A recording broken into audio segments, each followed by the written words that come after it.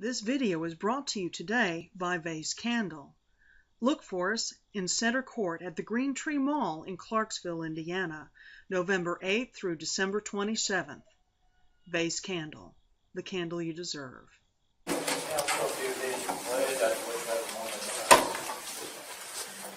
pledge allegiance to the flag of the United States of America and to the republic for which it stands, one nation, under God, indivisible, with liberty and justice for all.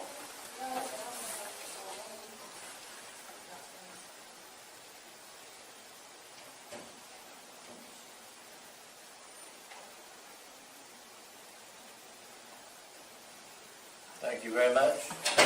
Welcome everybody to the meeting this morning. This time, there will be no additions or corrections to the minutes of our last meeting. We entertain a motion to accept. Thank you, Phil. Second. Phil made the motion. Second, approve the minutes of our last meeting. All those in favor, raise your right hand. Unanimous. Minutes approved. First on our agenda, we have gentlemen and ladies from Lincoln Health Insurance, Susan Paul and Greg Daniels. If you all would come up, please.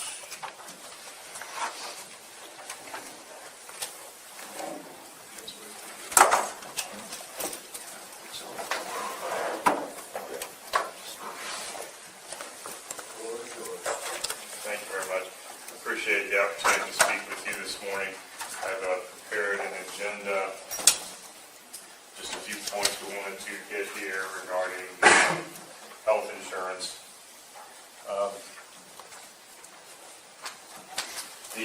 On this subject, I want to talk a little bit about some of our philosophical points. One of them is basically results versus price paid. Anytime you're considering doing something in this particular area, you need to be aware of whether you're getting simply market representation or consultation. We believe really big in doing both of those. An insurance agent is needed to go out to the marketplace in many cases, but whether you're really getting true consultation or not is a huge issue as far as we're concerned. Also, fees versus commissions, we're open to both, but we also believe that basically if you know what you're paying and know what you're receiving, it's a little bit easier to match it up to say, well, are we getting value for the dollars that we are spending? So that's a conversation we'd very much like to have. And then I know that, beyond the basic need for employee benefits to provide the attraction and retention of employees, it still comes down to dollars and cents and price. And so not just on the price that you're paying, but really attacking the real problem. And that, when it comes to health insurance, has a lot to do with benefits management. We believe in bringing analysis that is understandable and applicable because that can equal good decisions. If you're being brought a lot of information is good, but if it really is something that is not applicable and something that you can say, I can understand where we're going with this and why we're doing this, it really is just information, it's really not providing anything. And then claims management. We hire people and we hire good people, and we cannot always know what the future is going to hold for those people, whether they're going to get sick, whether they're going to have major problems, etc.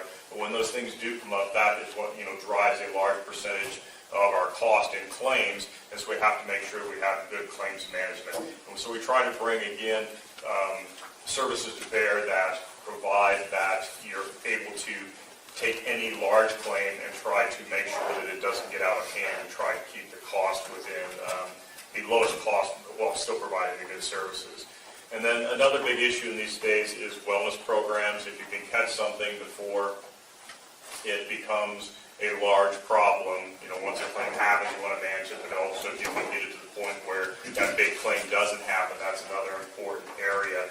And wellness is something that needs to have a lot of work associated with it, a lot of one-on-one attention, because people have to have buy-in on it, because you can talk it, but if you really don't show people why you're doing it and make it entertaining or fun or valuable in some way, it's really not going to necessarily have a good application. You can tell a person you should go out and run every morning, but whether they're actually going to do that is a whole other How do subject. you make that fun?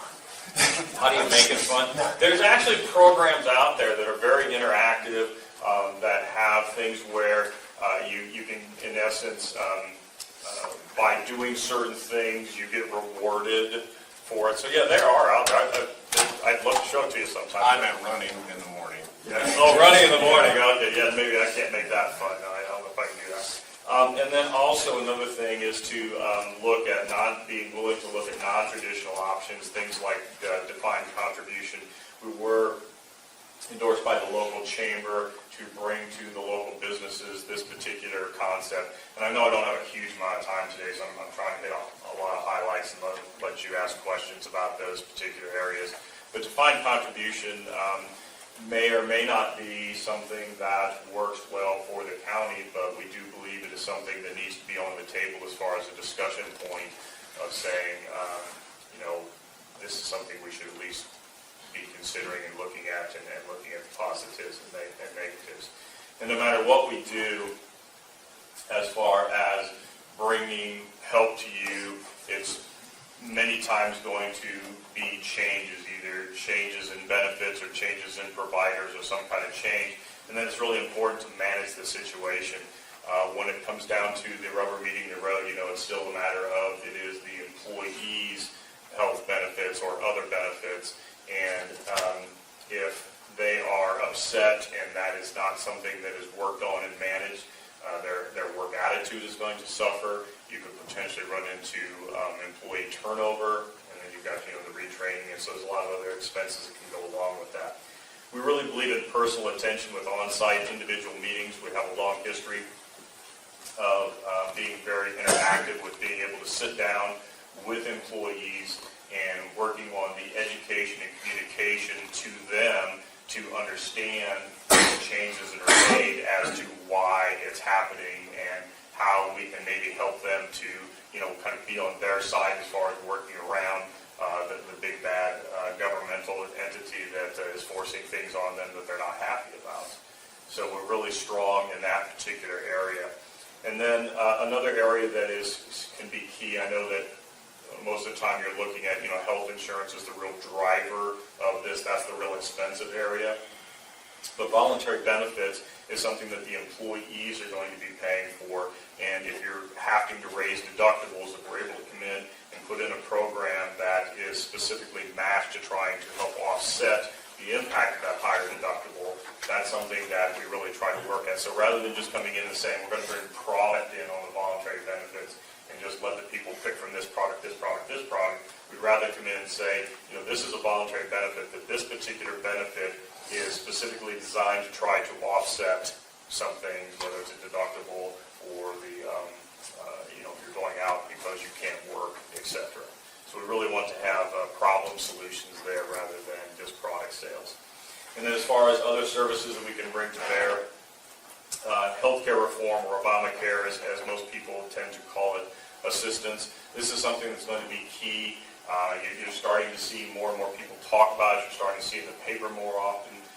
October 1st is coming up as when the exchanges are open. So there's going to be a lot of questions from your employees as far as, how does this impact me and what should I be doing differently and what can I do? Now, from your standpoint, as far as working with you on the benefit side, we can help you to also understand, how it's going to impact the county and what needs to be done. We have a sign that's going to be going up in our front window here, I would say within a few days, not too long from now, it basically says the Obamacare Information Center. So we've been doing a lot of research in this particular area, feel strong from the standpoint of having as much of a handle as we can have on something that seems to be changing, every day, as, it's kind of a bit of a shifting stance. We think we have a pretty good handle on what's going on, how it's going to impact both your employees and you as an entity. And then an employee benefits website is something that we try to bring to our clients as they wish and as it works for them. And that is to have a website that you could click on from the county website, or if you want it separate, it doesn't make a whole lot of difference. You might have some kind of say-so and whether you want it separate or not. But it's a place for the employees to go that they can get information about Obamacare, or they can get information about your health insurance plan, or get information about the benefits that are available to them. So in this age of technology, it is important not only to have the people there talking and available to go in and talk with the employees, but also for them to have a resource to go to be able to do off hours, to see what's going on or how things might be impacting them. So these are all things that we think are basically important from a philosophical standpoint. I know that you would not be necessarily inviting us in here to speak today unless you felt that you had maybe some problems that could be solved. So I would like to have at some point further conversation. I don't know if the auditor's office is a little bit more, or if you have, I don't think you guys have an HR person, is that correct? That's correct. For the county. So that's what we're really looking for today, is to get our message to you that we're very interested in having serious discussions with you in this particular area of trying to get your costs down, as well as maybe bring you some additional services or help that might make it better for the county. Questions? Yeah, but I don't know where. Don't know where to start, huh? Insurance is definitely an issue with the county, with the rising expenses, and not knowing. And everybody, it's not like buying a car. What kind of car do you buy? They've all got four wheels. Insurance companies all got coverages. What's the best coverage? What's going to get you down the road the best and the cheapest? Exactly. You're one group, and there's 20 more. And to do a fair comparison is what I'm having trouble of which way to look to find the best for the employees at the cheapest rate. Exactly. And I don't know how to ask that. Yeah, I understand exactly where you're coming from, and that's kind of why in preparing this for today, I based it a little bit more on a philosophical standpoint, okay? Because we think that the winning situation for you folks and the county is really going to come from who you think is going to really dig in and work with you as a partner, to pay attention to you, to take care of the employees and the employer. Because you're correct. I mean, I joke about it sometimes, and it's not maybe a good joke, but I say, if you just wouldn't hire people who had health problems, that would solve the problem. But you can't do that. And you never know. You could hire a perfectly healthy person, and they have an unfortunate incident, and they're on there. So it's more about a matter of taking what you have and managing it to the best of your ability. And I think that's what you have to look for is someone to work with you to try to do that. Would it be fair if you told insurance companies you had 120 employees? What can you offer me for this amount of people? Is that? As far as telling sickness, who knows who's going to drop over in the next 5 minutes? Yeah. But,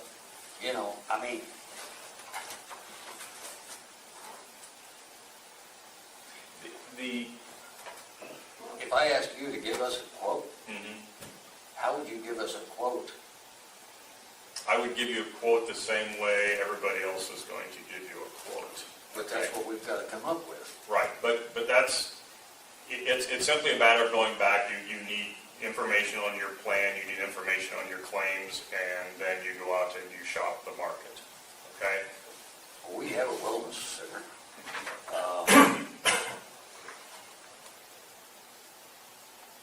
Help.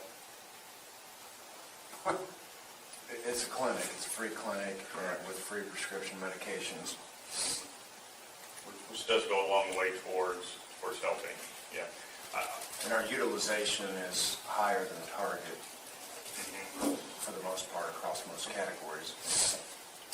there's been an implementation period over 3 years now. We're in year 3, where we've, worked with the employees to try to educate them on it and work with healthier lifestyles and things, and they get big segments of time. It's not like a traditional doctor's visit where someone goes in and sees the nurse for 5 minutes and then the doctor for 15 seconds.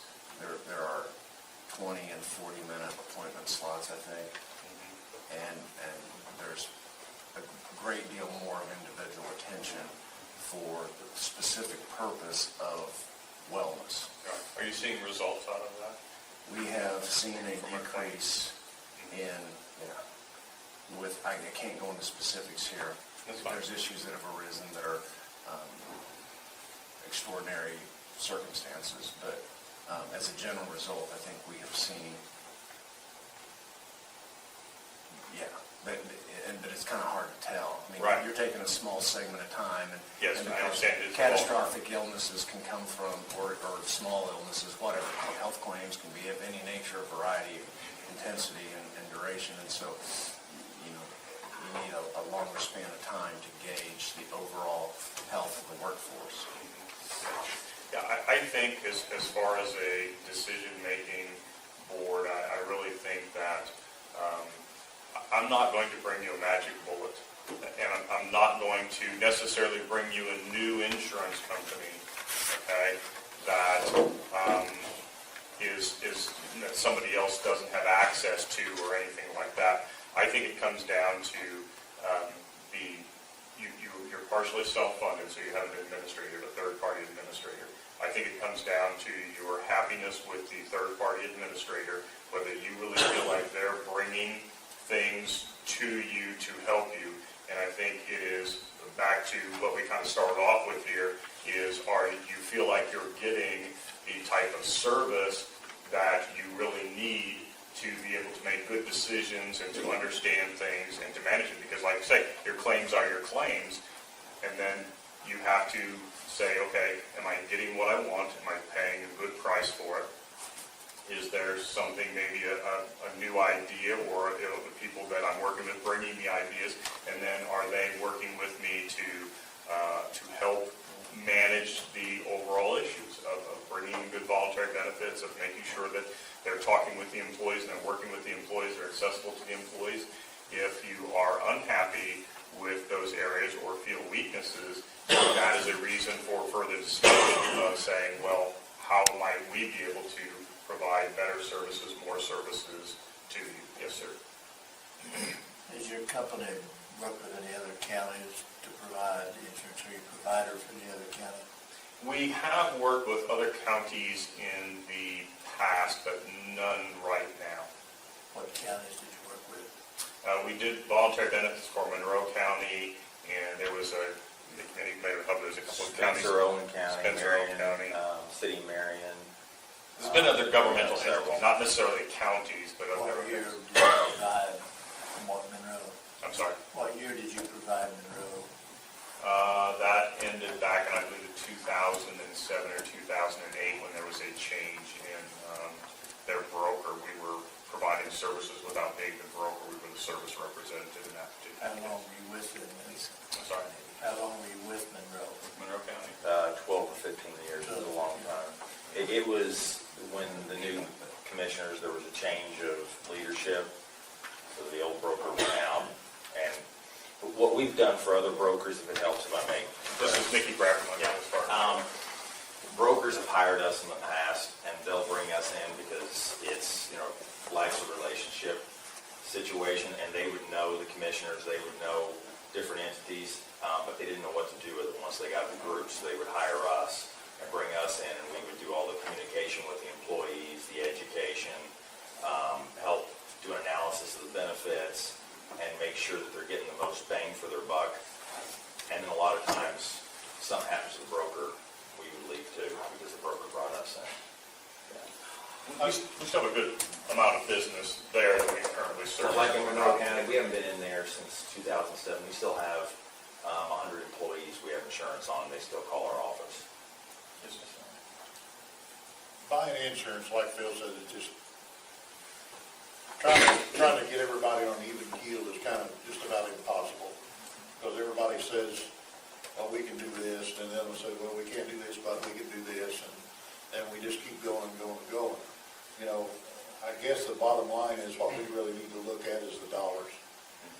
Okay? And working with the county council sets our budget. I think they're going to give us a certain number, and then we're going to have to, I think it's going to come down to the point of saying, okay, we have this much we can spend on insurance, now you tell us the benefits that we can receive from that amount. And then anyone else that comes forward will say, okay, here's this amount, now you tell us the benefits, you know, and then it'll be up to us to start weighing out just what we can accept and what we can't, you know. I understand all that's coming at us, but when it all comes down to it, it's how much money we can afford to pay. So it looks to me like we need to start with how much money we can afford to pay, and then let everybody else come to us and say, okay, for that much, we can do this. And then that will help us make up our mind. But We can work within those parameters. I think it really needs to go in that direction more so than the other direction. Is it fair to say that there's a discrete number of health insurers out there, and suppose we were not partially self-funded, but we're seeking a fully third-party carrier to insure the county? Is it fair to say that if Agency A, Agency M, and Agency Z went to, say, a Cigna or a SIHO or an Anthem or an Aetna or a Humana, that the quote from the third-party carrier, the actual carrier, would be the same? Yes. So what we've got is, you've got representative in the form of an agent, and then you've got the actual risk taker, the carrier. And the carrier's going to get the same quote, and they've all got access to the same carriers. It's basically, you're looking at differences in level of service from the person selling you the service. Does that sum it up fairly? You're spot on. I mean, it is a matter of, if you go out to 20 different people and you say, bring me quotes, and they all go to Anthem, and Anthem's getting the same information from both those people, and you have the same parameters, everything, you're going to get the exact name number or exact number back from Anthem, every representative. And if Anthem says that we insured you last year, and we're going to increase your premiums 43% next year, is it fair to say that insurance company Agency M and Insurance Agency Z would get the same response from Anthem based upon the loss ratios and the information that is provided, assuming every agency is given the same information you provide? Exactly.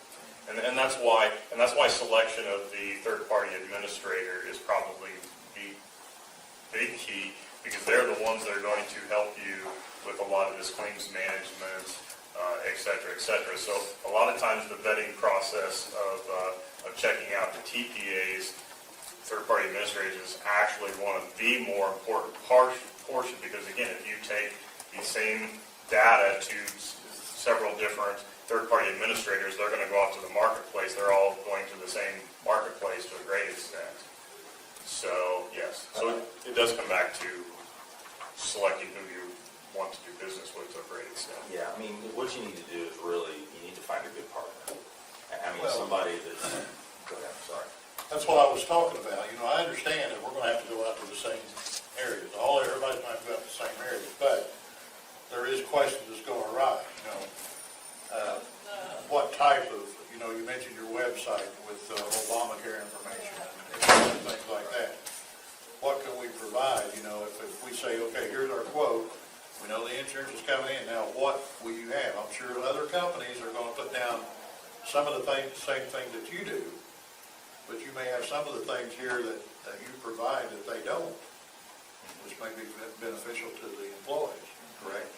Yes, I mean, it kind of boils down, that's what you got to find, is a good partner, somebody that, I think since you don't have an HR department, somebody that might kind of help become that department for you with the benefits. I mean, you guys should not be the ones going out chasing down the TPAs. That's something that the agent should be doing for you, and say, here's a spreadsheet, here's all the costs of the TPAs, here's the cost, here's the benefits. For using them, it's my opinion that this is the one you should go with, but here's what they offer. Same thing with the health insurance. I mean, the health insurance, you might come back and say, okay, we're getting a 43% increase, but do I just take the 43% increase, or are there some creative ways? Can I do a higher deductible and maybe another supplemental program over here? Do we save money if we cover some of the deductible, make the deductible higher? I mean, there's lots of different things you can do. I think that's what you need. You need someone that can work with you and say, here's all the options, and then you get to make an educated decision instead of, okay, this agent's bringing me 10 companies here, and I got 10 different plans here. It's just, if you don't do it every day, you can really get lost in it. Either that or you have to stop what you're doing and become an expert in that. And I don't think that's what most counties want to do. They want somebody to break it down to, here's the final three, and these are the best ones. And I think that's why, on here, that's why we have fees, because a lot of times, if you remove the commissions, the carriers aren't paying the agents, you're paying the agent, and the agent's working for you to do whatever you want them to do, whether that's sitting down with the employees one-on-one to do educational meetings, group meetings, phone enrollments, TPAs, wellness programs. You said, like, what kind of wellness programs are there? You should be seeing 2, 3, 4 different wellness programs and then be able to make a decision. This is the one we want for our employees and the cost that goes with it. And I think that's the most important part.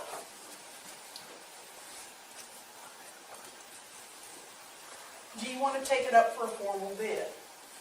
When you take a formal bid on something similar to this nature, right now I think they've got slotted $1.5 million for the health insurance. Here's another local company that wants to go ahead and put in a bid for insurance. And instead of maybe, letting them, go on about what they can and cannot offer without the benefit of the other organization that actually provides the insurance, maybe your only real decision is to go ahead and say whether to go ahead and put it up for formal bid or not. So that protects the businesses that put forward their information, as well as gives, a level playing field. So I know you guys are kind of scrambling around thinking that you'll make a decision kind of like now, but maybe you should give people time, businesses, to go ahead and put up a formal bid so that it can be compared. And what you need to do, just a suggestion, is to go ahead and have levels. What's most important to your people as far as insurance goes? And then just say, look, we only have this amount of money. Can you provide this? And have it on a formal thing where no one has to, answer a question on the fly. You see what I'm saying? Right. So, maybe just put it out as a formal bid. If that's what you want to do. Well, I think that's why these people are coming in today. Oh, I know that's what they're wanting to do. I know that's what they're wanting to do. Well, I don't really think that we're ready for that. We've still got, this is one insurance company. October the 1st, there's another insurance company going to come in. We have meetings set at the end of the week. We're looking at insurance very seriously now. We're really digging into it, trying to find a compatible way. But once we find out a gob of information, you're right, they will open up a formal bid for whoever's interested in going. Right now, we're just trying to find out some information to keep our heads above water. Right. And it's all coming into us, but it's just that there's more information that we need to get a hold of. We can't sit down as 3 commissioners, attorney, and all the county council together without opening the doors all the time, and so we got to kind of space it out and get all these meetings in place, and it's just taking time. Well, yeah. But we're trying to hear everybody that we got out here, It's not something we're trying to... We're doing what you're suggesting. Yeah, we just don't want to do it right now. We have until December 31st. Right. To decide. Right, and go ahead and put just like you would the highway department. You need gravel, you need trucks, you need all of that, and it's a very complicated process. What you guys need to do, my suggestion is to go ahead and write down what you need out of the health insurance. Give a budget, something that's concrete that people can grab onto. I know you're taking in a lot of information. I know it's overwhelming because you don't know the outcome's going to be. But if you can concentrate on what the employees need, and then put a date out and say, this is when we're going to take bids. And this is the framework, this is what our concerns are, and not have it like, I know that another insurance company is coming in, but, maybe you should just go ahead and have it so they can have a formal thing where they can be compared together. Even a special meeting. It's just like the highway department. It's a product that you have to buy. It's complicated.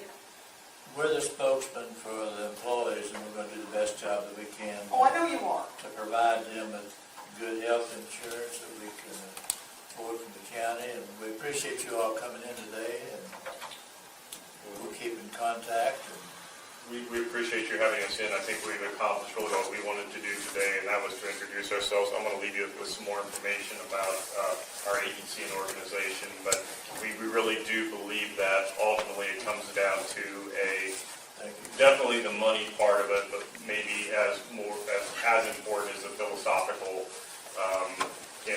what you're going to get along with everything else. So again, we do appreciate your time this morning. Look forward to talking to you again. Thank you. Thank you. Thank you.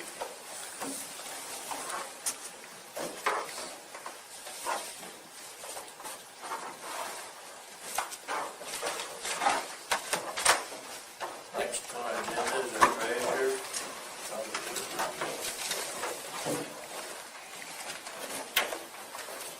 You only already have this, I don't know, I thought you were ready for the point.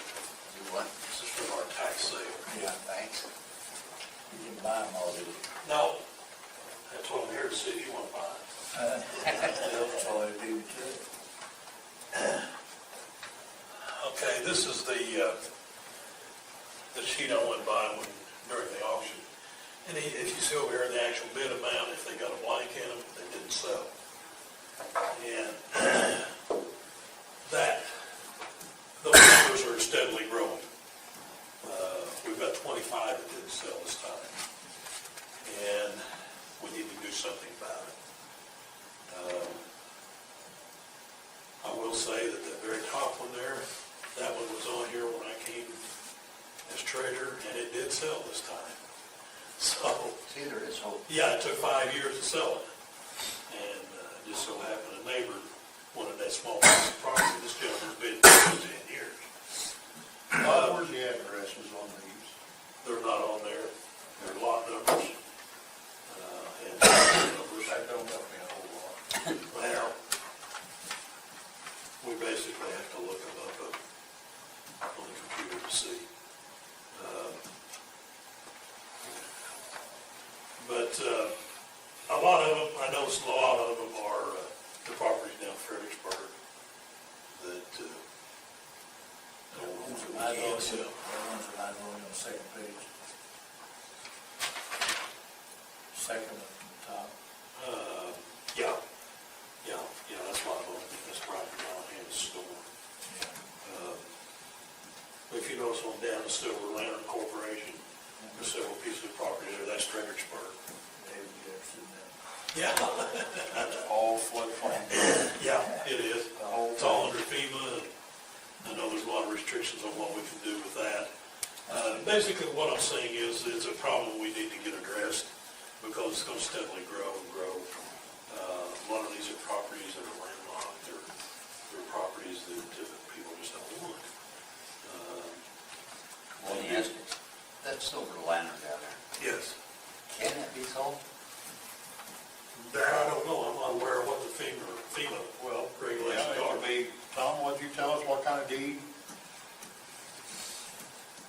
Did the town of Fredericksburg own the Silver Lantern? No. no. Okay.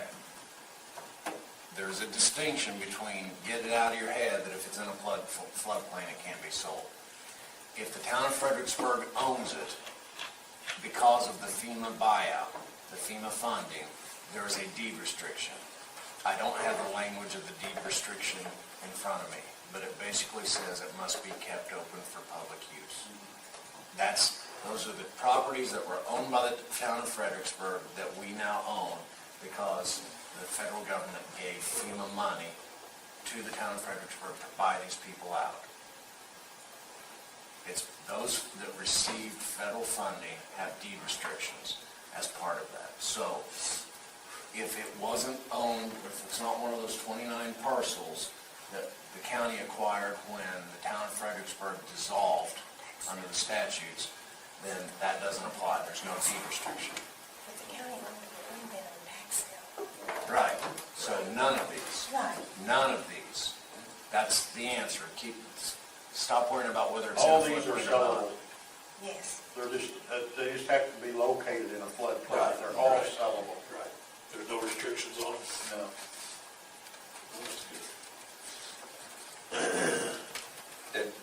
They're owned, Tom, by the Silver Land Corporation. Where is it located? Around the tavern in Fredericksburg. How many corporations have local? No, it used to be, the lady that had that, I know was deceased. Can any of the property be turned over to real estate for sale? No. We can't? There are certain, these properties that did not sell, right now, you will have a certificate to these properties, commissioners do.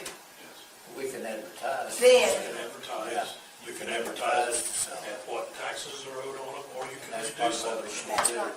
Or why can't we go ahead and put bids out for? I got a letter suggesting that that might be something we want to consider. It's just taking our tax sales certificate and putting the properties up for sale. You know, would we consider that instead of, and then we can do that without getting the minimum bid. Right. Now, we lose tax revenue as a result, but what That's more what tax Mr. revenue. Woodward is seeing is that we're getting more and more, like the first one he said was for 5 years, and we're just getting more and more dilapidated properties that no one even wants to buy, pay the minimum amount, but pay taxes to acquire. So that tells you something. It just keeps accumulating taxes that, Well, I mean, if we go ahead and sell them, and something is developed, then we'll pick up revenue again. Right. At that point. right, I mean, if we're not gaining anything, or not. so No, that's one alternative game. well, Joe Edwards came, he's the one that did our tax sale. Yes. He came in and talked to me after this sale was over. And he talked about the 25 parcels here that did not sell. He said, you know, these are certificates now, the commissioners. And he said, I can come in,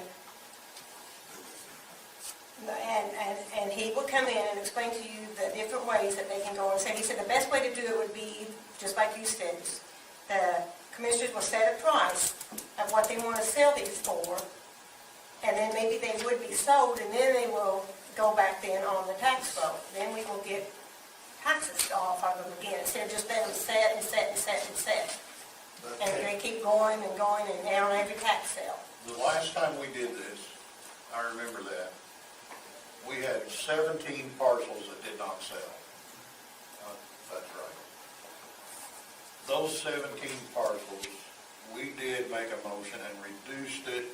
Do you remember the percentage that we reduced that? Was it 25%? I don't remember that. I think SRI handled that for you, didn't they? Yeah. No, I don't remember what. But that's There was a was percentage, one, but I that, don't remember. right.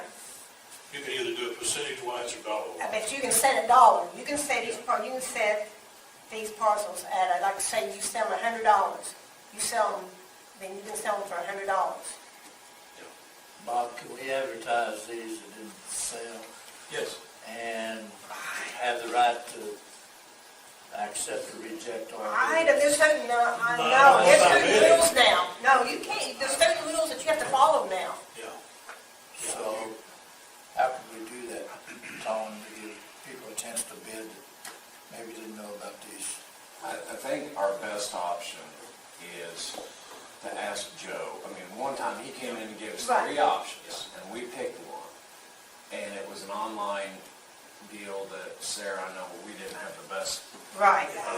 That's the one we do not ever want to do again. It was a highly intensive work with mediocre results, as I recall. Is that? Yeah, right. Okay, yeah, so I really think that's what we do, is You get Joe bring him in and, to discuss it with you, because, see which way you know, we've been contracting with SRI since before I became county attorney, so I've had almost no involvement in tax sales. last 8 years. They do a good job. I think he gave us like 3 or 4 different options we could go, we could do, and then we just picked one. I think we got rid of most of them too. Right. He's very good. He knows what he's doing. Now, did the tax sale, the ones that were sold, bring some revenue in? Yes, it did. Yes, What it was did. the total? I don't know what the total was. Approximately. Well, do you want the amount that the property is brought, or do you want the amount the tax revenue brought? Just how much we gain countywide. Well, deposit-wise, I would say it was around $500,000. I know one person bought 16 pieces of property for $250,000 is what they bid. But we may have to give some of that back if the people redeem. Right. Yeah, I understand that. They got, what, how many days to? They've got a year Year. to redeem it, yeah. Yeah, so, $500,000 is good either way you look at it, but out of that, tax-wise, I would estimate probably half of that would be taxes probably. Well, and then we have new owners paying taxes into the future on those Right. properties that weren't generating tax revenue prior. And that is part of their job when they buy that property, is to make sure the taxes are kept up on, Right. even during the year before they take ownership. So it's a win-win situation. How do you assess your minimum bid? Is that back taxes? Back taxes, yeah, That's that's the all? starting bid, yeah. So that's, everything on minimum bid is just back taxes, there's Yes. nothing else added to it. Well, fee, whatever the Right. SRI fee is. And penalties. What percent usually take them back? I don't know, Sarah can tell you that. They're the ones that redeem them. If somebody buys, say, partial, that's Stockman here, and they pay the $325.77. If somebody else come in and pay the $325.77, then they've got it, Stockman's got a year to come in and pay the $327.77. Plus interest. Plus interest. Then the next year, he don't pay it again. So do you revert back to another year? You revert back to the regular tax payments. So if a real estate took it and tried to sell it, that's gonna be a lot of work for them on a possible no sale. Nobody can touch it for a year. Yeah, for a year. Nobody can touch this property when it's sold Monday. Nobody can touch this property for a year unless they redeem it. Now, they can come in, the people that owned it can come in and redeem it, and then it's their property again. But the people that bid on it cannot touch this property for a year. They can't go on it or anything without risking trespassing charges. The ones that you sold, Right. Yeah, but we're just worried about the ones that did. Right. the ones that you sold though, are all different people that purchased it, or are they the people that came in and just called it out? Well, they do bid just like an auction. I mean, the starting bid is the tax amount that is owed. Okay. Anything it brings above that goes into an account. The county draws the interest on it, but if they come in and redeem it, we have to send the people that bought back that extra money.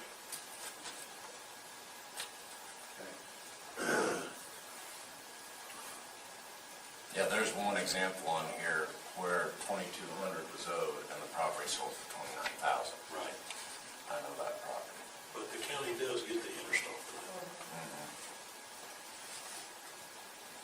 There's a lot of them that really went high. Oh, yeah, they did. Well, there's some that there's acreage there, and they're well worth it, a lot of it. We have one gentleman who comes out of Florida, he bought 16 pieces of property, sold it to $250,000. And that's what he does for a living. I mean, he does that all over the country.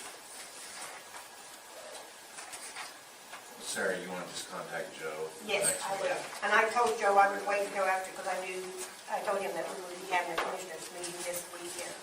I would contact him and tell him and set up when he would want to come to a meeting. My biggest reason for being here is I want to brought to your attention so that it gets addressed, because it could get out of hand if we don't. Yes. Is practice of just rolling them over and putting them up the next year for tax sale when the taxes are higher than they were the previous year that they didn't sell is almost guaranteed not to work. Now, that isn't always the case, but Right, and the top one here was $300 something too. Big difference. Is that just 1 year? No, that's, like I said, it's been on there since I've become treasurer. 5 years? so the taxes back then are very small, and still no one wanted it, so. And the only reason it sold is because a lady had property that ordered it. I think it's along an alleyway where Campbell's were. And I knew when I come in office, this guy was already deceased. He had no family.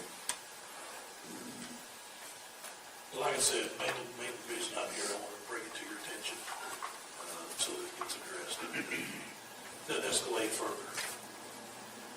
Appreciate you coming in. Yeah, thank you. Thank you, Bob. I'll help you use them. Tom? Yeah, the city attorney contacted me and wanted us to address the issue as well because, these properties can tend to be a blight because they just keep turning over and if they don't sell, the chances of selling next year when even more taxes are owed is even more. So we use our tax sale certificate to turn over the property, except that we're not going to get the minimum bid, but get them turned over and get them in the hands of someone who will start paying taxes. Probably in the end, it's a win-win for everybody. I now have a copy of the fully signed new interlocal agreement between the county and the city and the Humane Society. So I'm going to send that down to Sarah.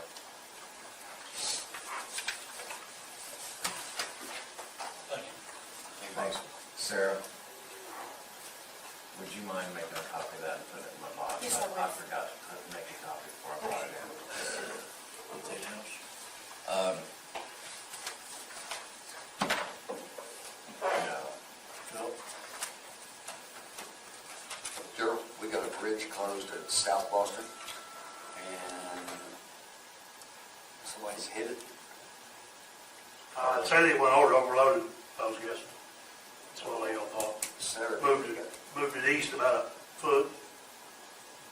It was dangerous to go across, so Gerald Saturday, I think it was, wasn't it? Friday. Friday, went out and put road closed, so it's going to be out of commission. It was scheduled for redo next year, That's correct.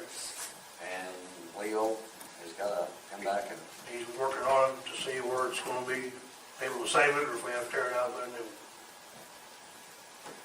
And also, we need to advertise for a highway superintendent.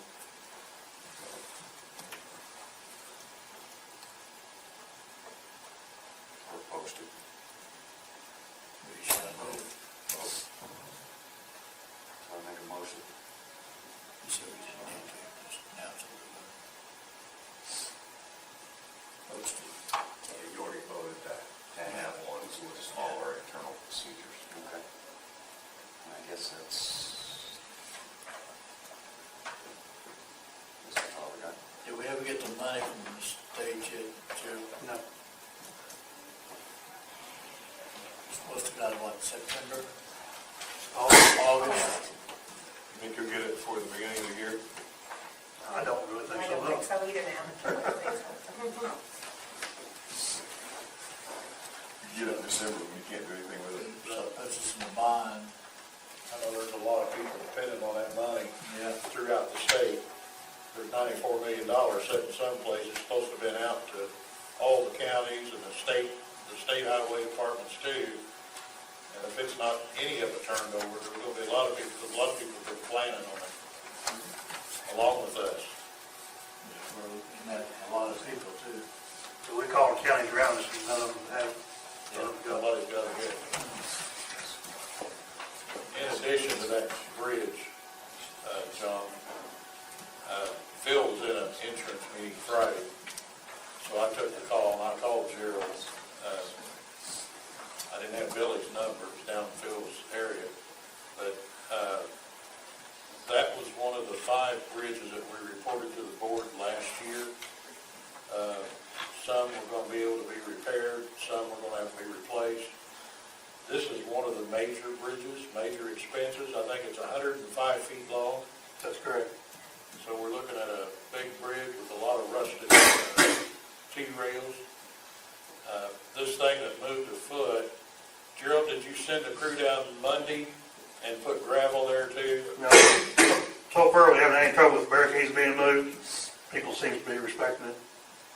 So we left it just with barricades up. Okay. If they move them, then we'll have to go down and put something so they cannot cross it, but it's not safe. It's definitely not safe. When Leo called me Friday morning, he was panicking. Which bridge is this? North is South Boston, the arm bridge. 1/10 of a mile Just north right of there? South Boston. Yes, How many feet long? 105. 105. We had it scheduled for rehabilitation next year at a cost of roughly $90,000. That's not going to touch it now. I don't know if it can be saved now or not, because it twisted it pretty bad. Gerald, has anybody noticed any slowdown with the speed limit sign out there on No, I can't see it's done a bit of good. at least we're protected, That's I correct. think, by putting the sign up, did that help us strong? Well, we've announced that it's an issue and put a sign up, yeah. Because when something's presented to us as dangerous and we don't react while we're Yeah, that's, in serious situations, helps us know. What bridge number was that, do you know? 58. 58. I wouldn't be surprised if you don't come back and say it's got to be tore out and new one go back. And we did not budget for that. That would be a major lift too. Major.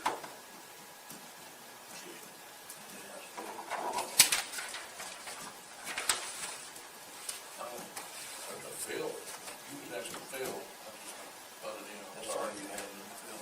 Yeah.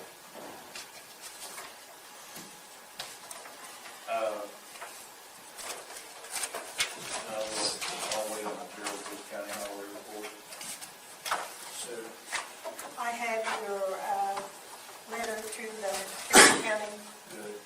Commissioners, and it's for your approval. I sent it to y'all to look over, and I never got it except for that one change. And I didn't include the commissioners on it. Nobody else gave That's all me I any, had. so just need to sign it. I guess John will take it. You give it Yeah. to John. And I need you to sign this, John. It's where we did that last meeting on the Delaney Conservancy. Drew said you need to just sign that.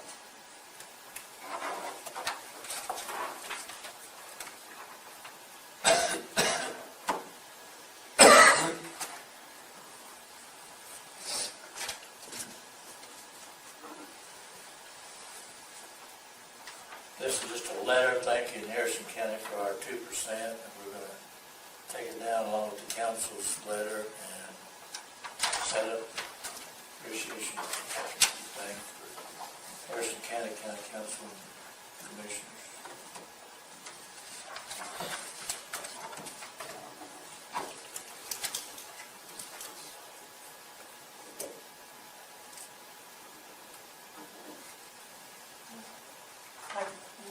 Just you.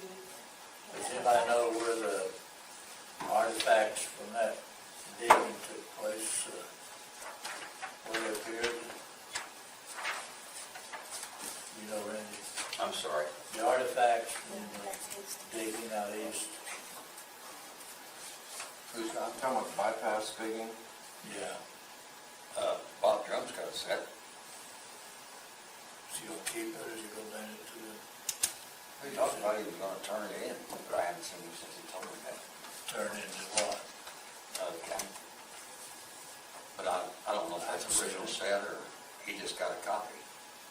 Do you know him, Randy? No. John Meade might have a set. It's John's cousin, Cheryl. For $800,000, I think we'll probably at least get those donated to us. That's my opinion. Maybe as far as it gets. I guess I could Yeah, that was good. Our solid waste meeting was held yesterday right after, at 9 o'clock. The IDEM inspection went through the second month with perfection, with nothing at all, a clean slate as far as the landfill itself, so it's really looking good out there.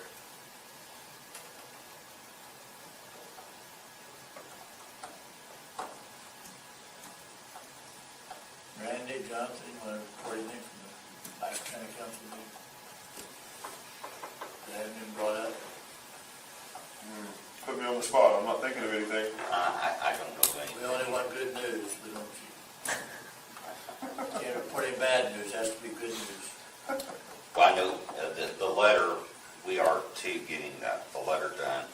I know David's working on that, and so that should be signed first of the month. Yeah, I'd like to do it next month.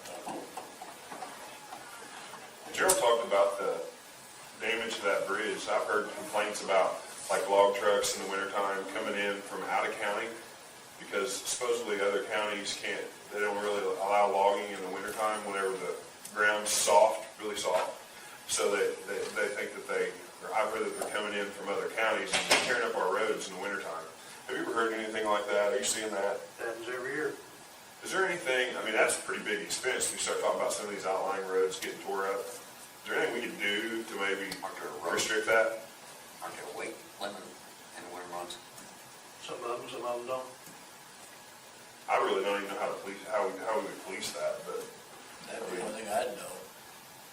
Counties have orders where they cannot cut from October to March. you know, if we're gonna spend, especially if we're gonna spend a bunch of money on the roads, it'd be nice to have something like that in place so that when the ground's soft, they're not gonna tear the Jesus out of our roads. Jonathan, you want to check some surrounding counties and see if they have no hog during some winter months like that? I'd be okay to do that, but I really wouldn't know where to begin. Do I just check with the highway departments? Is that what I do? Yeah. Okay. Gerald could give you some numbers to call. Work with Gerald on that because that's something that could save some road damage. Yeah. We're probably not the only county that has that problem. But who'd be, maybe Jackson, check North Jackson and Lawrence? Yep. Okay. I think that's something we need to look at, especially if we're going to dump some pretty significant amount of state funds on roads. Might not be a bad idea. May not do much this year, but we might be able to catch it for next year. You call them state funds, we call them our funds. I got you. They're money. Wrongly with Yeah, that. okay. You have a- I'm gonna make a The comment. problem with that, Jonathan, is there is some issues with it though. We do have at least 2 logging companies that are open here in the county. Yeah. Housewoods is being probably one of the biggest in southern Indiana. And then we have another one right over here, and then we have some more out on 56. So we're looking at cutting into some business time here too, through the winter.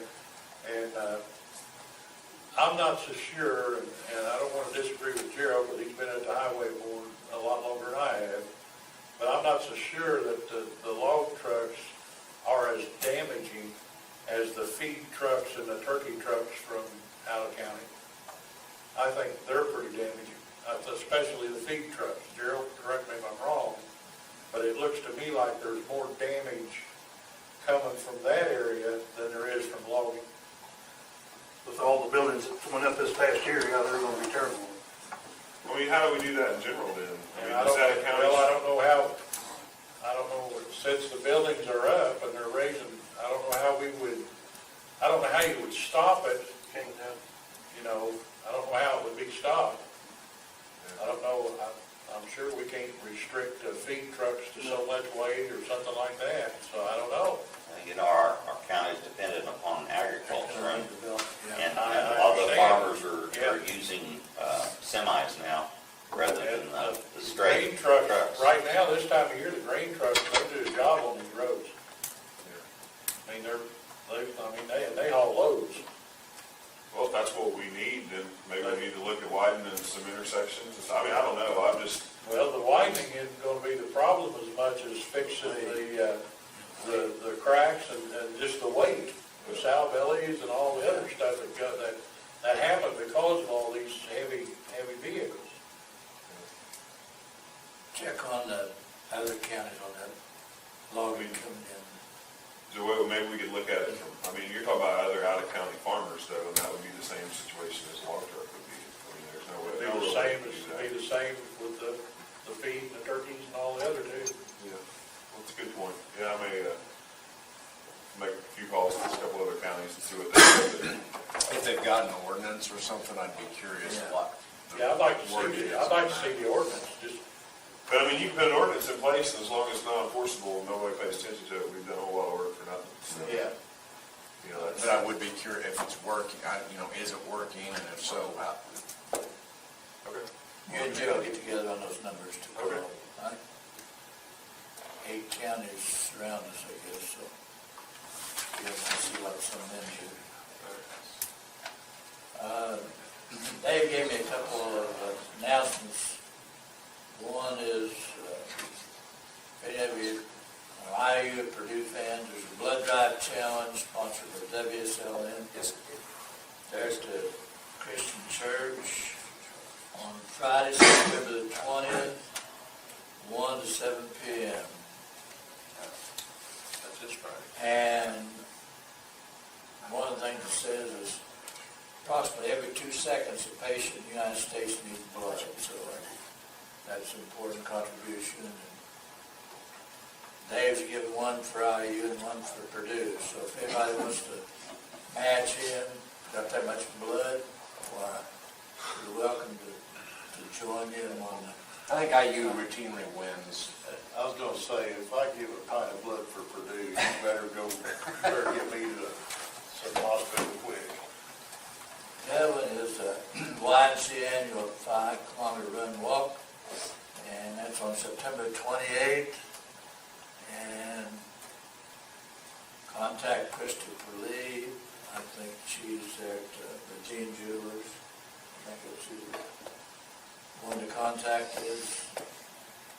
Or the YMCA. Contact the Jeans or YMCA to participate.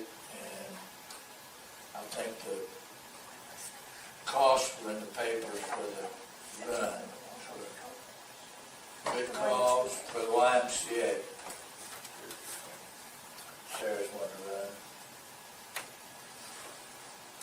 I've done the YMCA. When is that? September 28th. So when the county council gives us a letter, we'll set up a thing with Harrison County.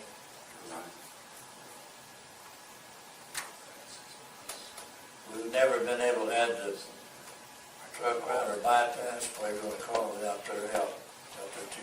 So we're one of the few counties that's ever thanked them, and they appreciate it. And we'll continue to do that. We have a motion to accept the payroll and the claims. Second. Second. Thank you. All those in favor of accepting the payroll and the claims, raise your right hand. Unanimous. Gerald, you got anything else from the highway? Yeah, on the bridge, it had to be worked on this year. Another one in the first district was Main Street in Beacon. Sarah, that number is 20002. They put new running boards on the top of that. That was completed this week. And it is back open. And the third district tore out a single lane bridge on Spangler Hill and replaced it with a 7-foot by 50-foot culvert. That work will be completed probably this week.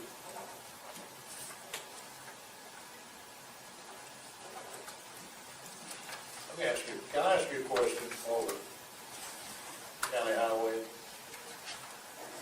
Why are the guys starting at 6 o'clock and it's dark? That's just what we've done for the past several years. We go back October 20th. Why don't we go ahead back whenever it's dark? I just noticed the other day. That's the way it's been for probably the past I 6, just 7 noticed years. the other day, I thought, well, how in the world are them guys working? Just as think if you just say, well, it's daylight, let's start work at 7.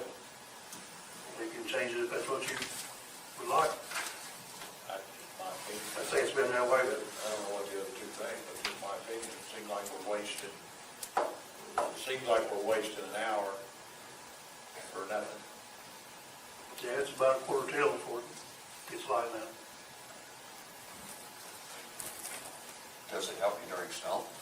To get ready? Probably not. Get off during blacktop season, but we have no money for blacktop, so. You want to go back 9 hours, we can go back 9 hours. Well, anytime school starts, you know, you're gonna have to wait on school buses to clear off roads and anything anyway. I don't know why we don't just go 7 to 3 and be done with it. And just keep it. But that's my opinion also, so you guys at the highway know what you need to do. What's the latest we can blacktop if that money does come in? Oh, you can lay it pretty cold. I mean, one year we laid blacktop one day and found snow that night. So it's gonna be laid pretty cold. Just getting the money then. Yeah, that's all we need. Right now is an ideal time to start sealing, according to Terry Temple, what I've been educated on with the sealing. And any roads that we're gonna pave next year, if there's cracks, we need to be sealing them now. And if you do it early morning, he said that you need a cool morning to seal, because you're gonna be able to seal up to about 10 or 11 o'clock and then shut her down. But he said you need that cool weather to put that sealer in there. Well, we need to be doing that now, while we got cool mornings. Are we working on some of that sealing? They've still been doing some paving on their own with their crew, so we haven't done any yet, no. Do we have any money to seal? Got a little left.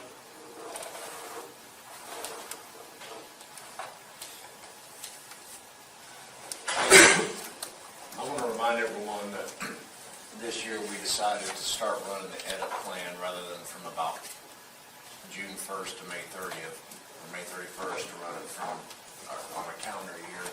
So I'm going to need the commissioners to get with Gerald and start talking about what roads, how they want to allocate the edit funds that are used for roads in the district.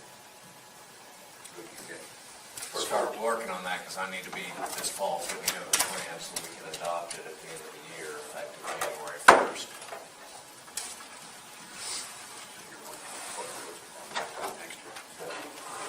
Or what work you want, however you want to use your paving dollars in your district.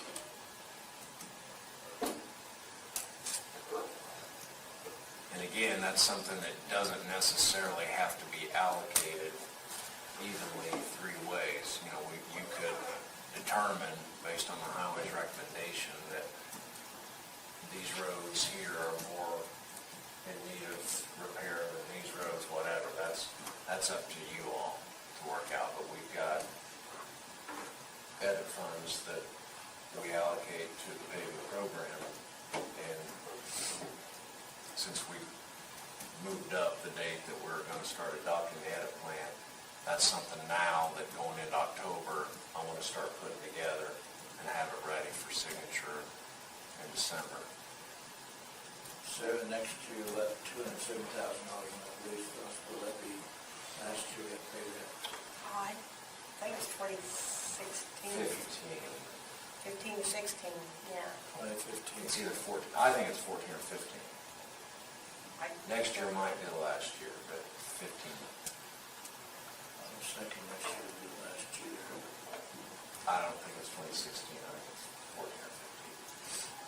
We've got everything paid up on the airport now, I've been $75,000 for the Yes. Yes, You paid that back in March, I think. yes, that's all done. You guys might be thinking about when you want to do highway bids. I know it's coming, and you have to have time to get them sent out and in the paper, and so you might be thinking of a date that What month we do it last year? we usually do it in the first week of December. usually. What you have into the last, you got a special meeting just for highway bids. But you need to be thinking about what, that's what you still want to do, so I have plenty of time, we have plenty of time to get the stuff out. Does that give you enough time? By the time next meeting, yeah, if you give me, yeah, because we need it for first or second meeting that you have in October. Do the second meeting. Sir, can you put Troy Nicholson on the agenda for the next meeting, October 1st?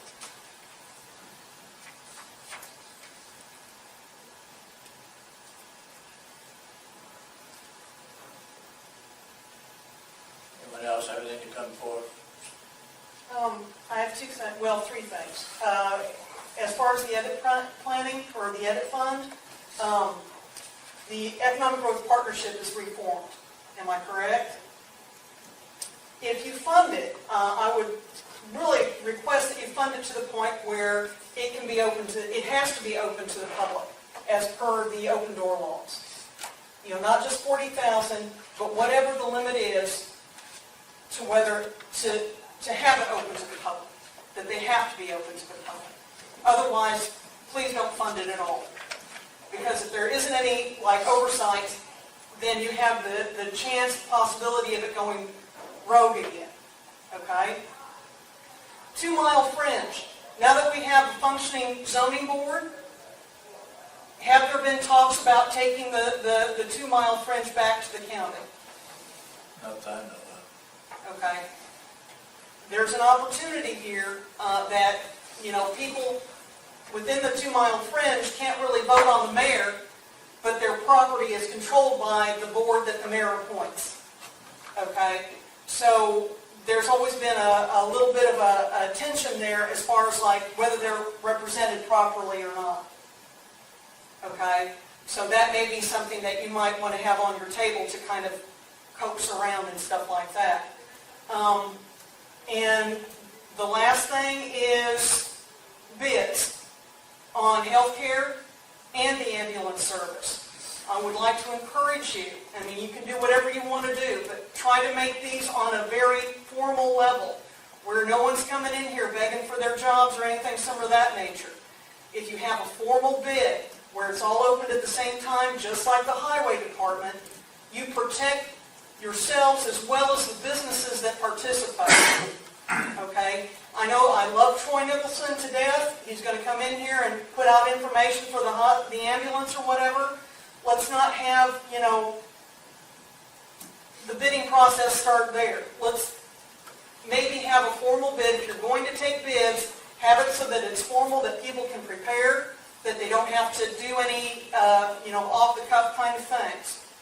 Okay? Same thing with the insurance. Find out what the employees absolutely have to have, and then go ahead and put a bid out and say, this is what we need, this is how much money, can you guys provide it, and there we go. And have it on a formal level, no one coming in personalities or judging anything like that, but just have it on the cool, cold, hard numbers. I think all of us know how to spell the word bid now, and I think what your suggestion is what we're contemplating and wanting to do. So, yes. Hopefully everything will work out. I do want to, On that fringe thing, Tom, that's something I never thought about too much before, but I had, but not for a while.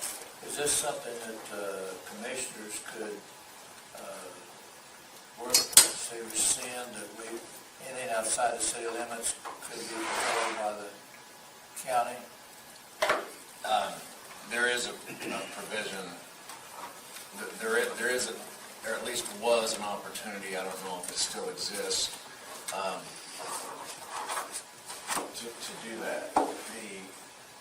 I think it's a more complex, number one, I want to correct something. I don't think the mayor just appoints the city zoning board, and I think there is county representation. I think we designate some people to sit on that, because it does. And so there is kind of a pro rata representation, and Drew Wright made the argument that when you look at the population of who's within and without, that actually the two people that get designated by the county to sit actually has a greater weight on a pro rata basis by way of number of parcels than do the city appointees.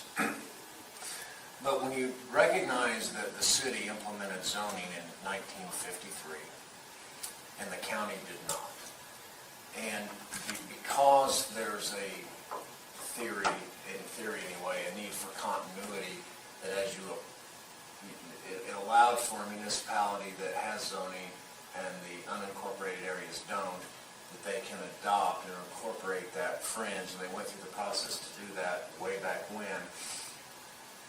And when you recognize that since that time that was implemented to today's date, there have been multiple people apply for, exceptions, variances, whatever, under their rules, and that the purpose behind it is to allow a continuity as you move into the city or move out, with what's going in next door to me, that to change the rules now may have not garnered different results, and is consider it more than just an issue of, more control. I think it's something that They'll take the truck route. The city now is going to be responsible for the paving upkeep. no, see, Who's going to be responsible for that? I thought we had the bridge and they had the truck route. zoning that doesn't incorporate, the zoning laws just have to do with land use only, not with roads and things and upkeep and expenses. Zoning has to do with the rules as far as what process you use, subdivision control, and business classifications, residential, business, industrial, whatever. And so the city has a more complex and detailed zoning ordinance for the municipality than is being contemplated currently by the county. And the county has not yet adopted an ordinance. But right now, because the county plan commission deemed that we aren't to the point where we have to concern ourselves a great deal and regulate for the sake of regulating, there's just a few issues that they're addressing. And so when they ultimately implement an ordinance, it's not going to be to the level that the city is as far as industrial and commercial kind of allocations of land use. So keep in mind that zoning is land use. It's not who pays for certain roads and things like that. And allowing us, if we take back those parcels that are outside the city limits that have historically been zoned according to the city's rules, and I did look into that with Jeff Souter at one point and kind of contemplated that, and that did come up as a topic, I thought, before the plan commission, that kind of in passing we thought, hey, it's really not something we're interested in because they've been managing and living under those rules for so long that it may or may not be something that benefits anyone. And there are county designees on their plan commission. So when that truck route was dedicated, the only thing responsibility we took over was that bridge on South Main Street. That is a city street, and the bridge, because it's a bridge in the county, all bridges in the county fall under the county's So that was responsibility. the only thing that we had to take over. Yeah, and that's not a zoning, not Right. zoning issue. That's But now, who does take over responsibility for that truck route? State highway. That's still a state, okay. So the city didn't have any added expense on that? Well, the city had a lot of expenses in moving utilities. But in the future, I mean, they have no expense. That's a state road. Yeah. So, Gerald's looking forward to replacing that bridge on South Main Street someday. Not necessarily, no. I think the city inherited from the caution light to the bypass, I believe. Or the state did have it. I think they give that to the city, and they took the bypass. The other night at planning zoning meeting, we appointed Jerry McClellan. It's the commissioner's position. The board voted, we had Joe Keith, Roy Dick, Dustin, or Doug Hoskins Doug and Jeremy Hoskins, McClellan. Jeremy McClellan. And the committee voted by decision, I think it was 4-2-1. And Yeah, go ahead and approve that. basically, this is, based on my research, this is a commissioner's appointment. They're all commissioner appointments. Lane Freiberger felt that he was a council appointee, and I don't think that's the case. So a vacancy exists. The council had asked the plan commission to make a recommendation to them on who they thought it should be, and really the appointment's yours. So to the extent that you didn't ask the plan commission for a recommendation, but there were 4 names put forward, and Jerry McClellan was the person, and they all showed up and gave a presentation and talked about why they wanted to be on it and what their experience has been. And Jerry McClellan was the one that most plan commissioners felt like that they would recommend to the appointing authority. So, So I'll make a motion that we appoint Jerry McClellan to the planning commission. All those in favor of appointing Jerry McClellan to the county, the planning commission as our representative, raise your right hand. Unanimous. Anything else? Gerald? One more thing, guys, you might, when you're out before next meeting, look at the Williams building, south end, trees growing up, not been maintained. I think it needs to be ripped out, or we can mow it, sow it in grass or whatever. There's some old carpet been thrown out, all in those trees. Around the front, bushes not been maintained. Is that our property? yeah, Yeah. All the way around our building? How far does our property go over? East, Yeah, about 4 foot. 4 feet. Who owns next to us? Is that Webster No, or is it the restaurant? Tadlock? The restaurant? no. Is it the family to the north? Brian Newby just bought it. Oh. He's cleaning all that up. In fact, he came up the other day and wanted me to take the trees out behind the Williams building. So I checked at the courthouse, and we only own like 4 foot behind that building. That building was built basically on the line years ago. That's why the back deck's Yeah, that. so those trees are basically on the end where his baby. But he's gonna clear all that up, he's farming. He just bought that. Okay, so all the work you're wanting done is on the south side? South end of the building, you go over and look, there's trees, they just not been maintained, weeds in them. And then the front, on the west side, needs to be, some of them need to be taken out, in my opinion. Some of them could probably be saved, manicured, trimmed up. I'd like to know what you want to do with them, we'll rip them out there this fall, sow some grass, have it for next year. Which is easiest? Them on the south, I'm sure need to come out. Now, some of them in front of you want to save them, so be it, or rip them all out, as far as I'm concerned. Have you got utilities through there to worry about? Not out by the building of them, but I can have them located. That property run to the I don't highway? rip them out, you gotta have them located. Don't that property run all the way down to the highway? Ours, Yeah. or the Williams building, yeah. Right. The state, I suppose, will take some of that when they widen the road. I assume, where the office stuff are. If you want to look at those trees and shrubs, we'll talk about it next meeting or whatever. That'd be next year when they're supposed to do that. The road, Aren't they supposed to widen that? they came and looked at it a couple months ago. About 14 cars showed up, and I think that's supposed to finally happen next they year. walked up and down. Now, what they come up with, I don't know. Yeah, we're supposed to got money in August too.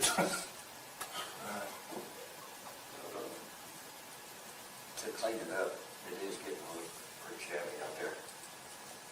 I'd say if we can clean it up, we should do it. We can sow grass, next month, should come up, Right. be ready to mow it next year. It look a lot better too, that's for sure. So, go for it, Gerald. It's all yours. Okay.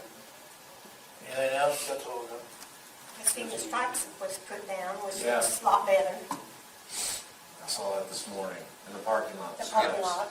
Oh, yeah, Oh, yeah. that was the Hockey Park, so. It was. You couldn't see where they were. She did a great job too. I watched her park. Yeah, she wanted to make a bid to us too. Why?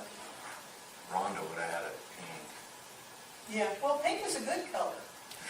Now, if you have any suggestions, you know, it's a thing with the store. I have a different color shoes. If you have any suggestions, neon green has been taken out of the search thing here, but any ideas, let me know.